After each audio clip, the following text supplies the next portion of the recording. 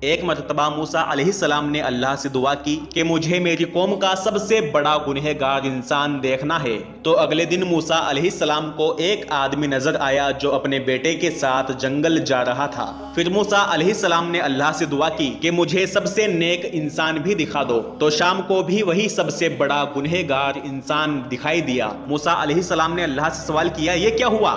تو اللہ نے فرمایا کہ اس کے بیٹے نے اس سے سوال کیا کہ جنگل سے بڑا کیا ہے؟ باپ بولا پہاڑ۔ بیٹا بولا پہاڑ سے بڑا کیا ہے؟ باپ بولا آسمان۔ بیٹا بولا آسمان سے بڑا کیا ہے؟ باپ روتے ہوئے بولا تیرے باپ کے گناہ۔ بیٹا بولا آپ کے گناہ سے بڑا کیا ہے؟ باپ خوشی سے بولا میرے اللہ کی رحمت اور مغفرت۔ اللہ رب العزت نے فرمایا اے موسیٰ مجھے اس انسان کا اقرار گناہ اور ندامت اس قدر پسند آئی کہ میں نے اس سب سے بڑے گناہ گار انسان کو تیری قوم کا سب سے اچھا اور نیک انسان بنا دیا۔